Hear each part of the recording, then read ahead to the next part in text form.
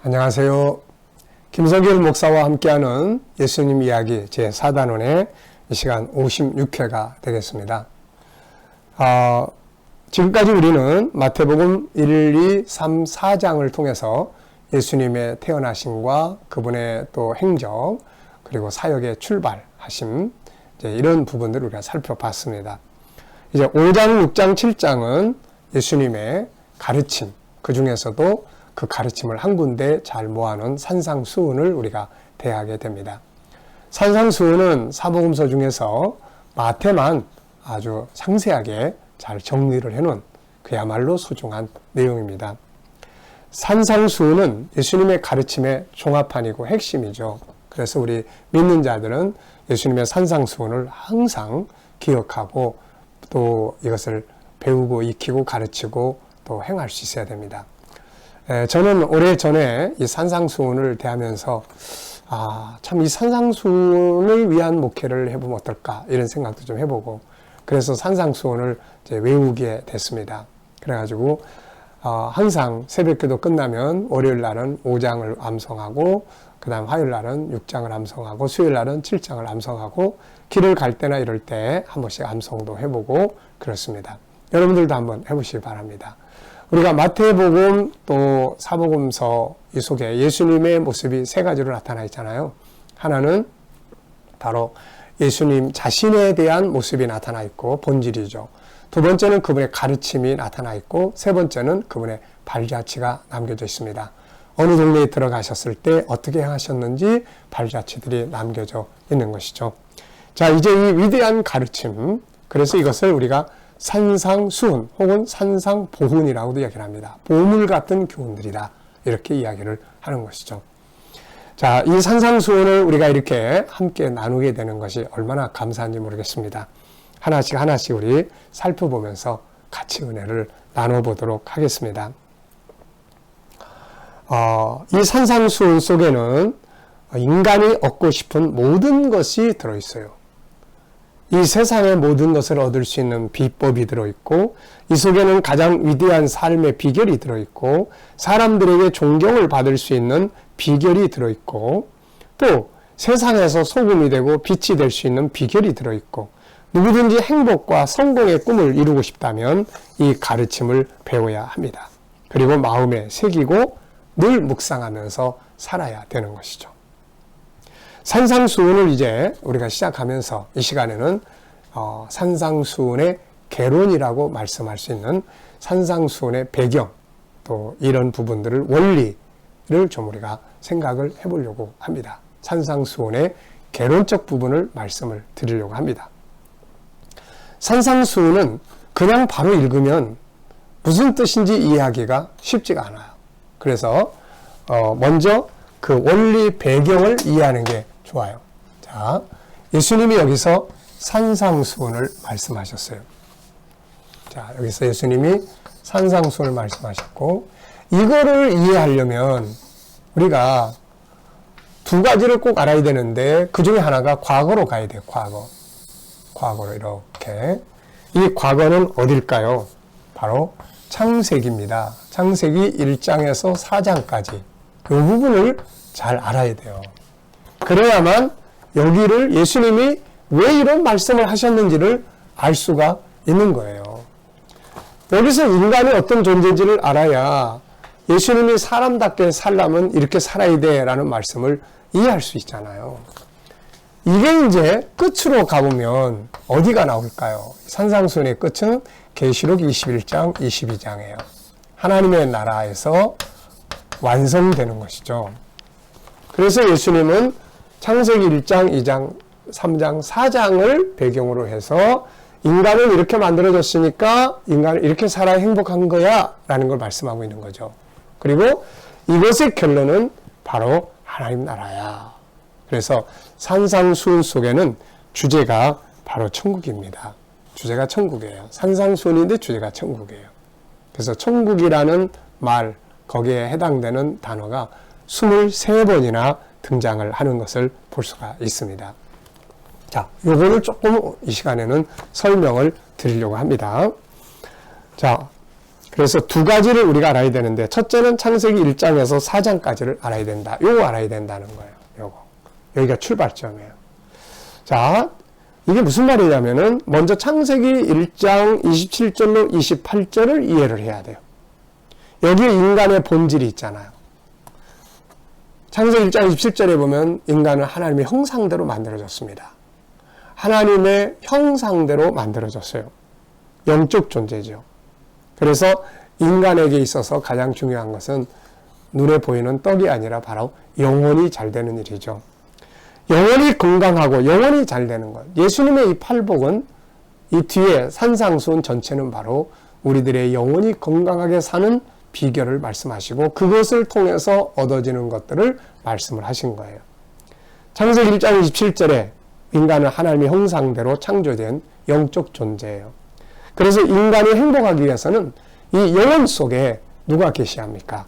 천국, 하나님이 계셔야 하고, 그리고 천국이 있어야 합니다. 그리고 영혼 속에 있는 5가지 성품이 건강해야 돼요. 하나는 하나님이 계셔야 하고, 그 다음에 천국이 있어야 하고, 그 다음에 하나님을 닮은 성품이 건강해야 된다 하는 것입니다. 그리고 이제 2장은 무엇입니까? 이렇게 창조된 대로 살았던 곳이 2장이에요. 에덴 동산이죠.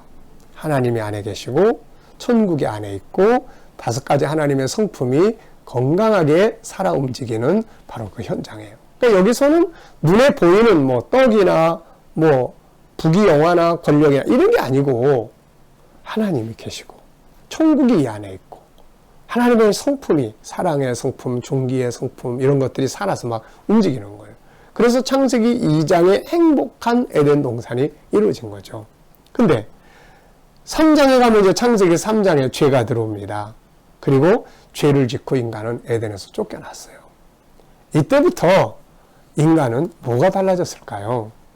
이때부터 인간은 자기 자신을 잃어버립니다. 그래서 영혼이 먼저가 아니고 육체가 먼저가 됐고, 천국이 먼저가 아니고 세상 것들이 먼저가 됐고, 하나님이 먼저가 아니고 인간 자신이 먼저고 자기 생각이 먼저고 이렇게 된 거죠. 그래서 인간은 영혼이 중심인데 이때부터 육체가 중심이 돼버렸고, 하나님이 중심이 돼야 되는데 하나님 마음에서 빼버렸고, 자기가 그 자리에 있고, 천국이 중심인데 천국을 빼버렸고, 오직 세상 것, 육적인 것으로 채워지기 시작을 하죠.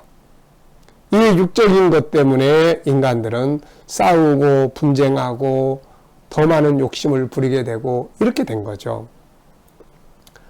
유감스럽게도 인간의 내면의 영혼 속에는 하나님이 계셔야 행복하도록 구조가 되어 있어요. 천국이 있어야 행복하도록 구조가 되어 있어요. 근데 이 사람의 내면의 세계 속에 천국은 밖으로 빠지고 하나님도 밖으로 빠지고 이 속에 온갖 세상 것들로 가득 채워지기 시작을 한 거죠. 이게 행복한 게 아니에요, 이게. 사람들이 지금 예수님께 왜 왔을까요? 하나님을 모시려고 왔을까요? 천국을 마음에 모시려고, 담으려고 왔을까요? 아니에요. 이 세상 것들을 어떻게 하면은 더 많이 얻어볼까? 그것 때문에 온 거 아닙니까? 세상은 이런 것들을 채워주기 위한 노력들을 하죠. 보통 성공했다 그러면 세상 것 채워주는 걸 말하는 거죠. 출세했다, 땅의 것 얻는 걸 말하는 거죠. 내 안에 하나님 모셨어. 와, 성공했네. 나 이제부터 천국이 내 안에 있어. 야, 성공했네. 이렇게 말하지 않죠. 이런 것들, 세상 것들을 채워주려고 종교가 만들어졌고 교육이 이루어졌고 삶이 만들어졌어요. 그런데 이상하게도 인간은 세상 것으로 부유해질수록 마음은 더 가난하고 불행해지기 시작을 합니다. 주님의 산상수훈을 바로 이해하기 위해서는 이걸 이해를 해야 돼요. 왜냐하면 주님은 세상 사람들처럼 세상 것들을 채우는 방법을 가르쳐 준 게 아니에요. 오히려 정반대되는 방법을 가르쳐 준 겁니다. 다시 말하면 주님은 잃어버린 창조의 질서를 다시 회복하라고 가르친 것이에요. 인간의 행복은 바로 창조의 질서를 다시 회복하는 데에서 나오기 때문에 그래요. 세상 것으로 채워져서 행복한 것이 아니라 창조의 질서대로 육이 중심이 아니라 영이 중심이고 속에 하나님이 계셔야 되고 천국이 있어야 인간은 행복을 누릴 수가 있기 때문이죠. 그래서 예수님께서 산상수훈은 이 세상 것을 얻는 방법이 아니라 이 세상 것들을 버리는 방법. 그리고 내면의 세계, 이 영혼 속에 세상이 아니라 천국을 채우고 그 다음에 하나님을 채우게 하는 방법. 그리고 이 안에 있는 성품들을 회복하는 이 방법을 가르쳐 준 거예요. 이게 산상수훈입니다. 이것을 우리가 이해하지 못하면 왜 이렇게 살아야 돼? 라고 생각할 수밖에 없는 거죠.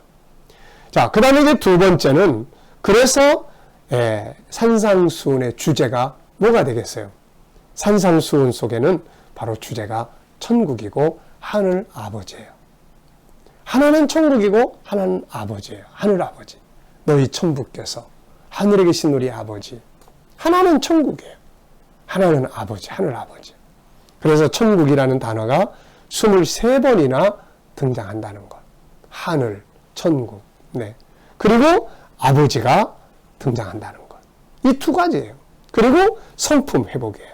이게 바로 산상수훈의 내용이다 하는 것을 우리가 기억을 해야 되겠습니다. 이러므로 산상수훈을 대할 때 항상 천국을 마음에 담고 하나님을 마음에 모시기 위해서 또 내 5가지 성품이 하나님을 닮는 성품들이 회복되기 위해서 말씀을 생각하고 묵상하고 해나가야 되는 것이죠. 자, 이렇게 하면 천국이 너희 것이야. 이렇게 하면 하늘 아버지를 만날 수 있어. 천국에는 이렇게 살아야 돼. 천국은 이렇게 살 때 땅에서도 잘 되는 거야. 이것이 산상수훈의 핵심이에요. 네. 그러므로 산상수훈을 대할 때 천국과 하늘 아버지를 빼놓고 봐서는 세상적인 관점에서만 보게 돼요. 창세기 1장에서 만들어진 대로 영혼이 중심이고 그 안에 하나님 모시고 천국이 있고 그 안에 하나님을 닮은 성품이 회복되는 이것을 다시 수천 년 뒤에 이 땅에 오셔가지고 모인 사람들, 이 땅의 것들을 구하기 위해서 모인 사람들에게 다시 이걸 회복해야 인간은 행복한 거야 라는 것을 말씀을 하신 거예요.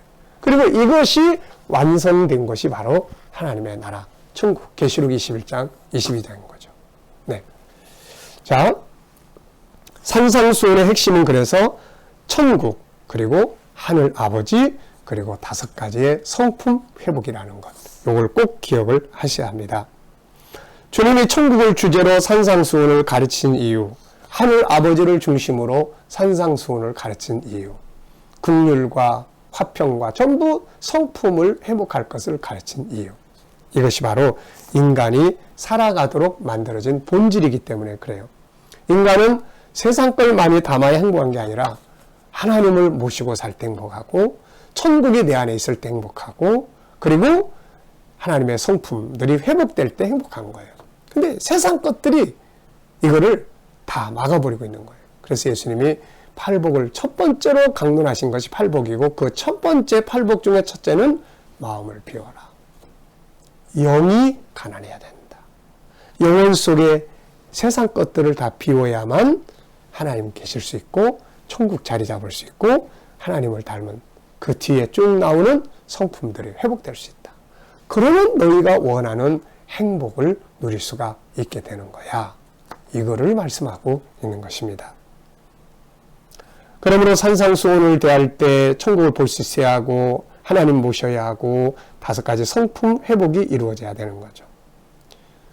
네. 이것을 바르게 해나갈 때 창세기 1장 27절이 회복이 돼서 에덴 동산처럼 행복한 삶을 만들어갈 수 있고 그러다 보면 자연스럽게 이 땅의 것들도 얻게 되는 거죠.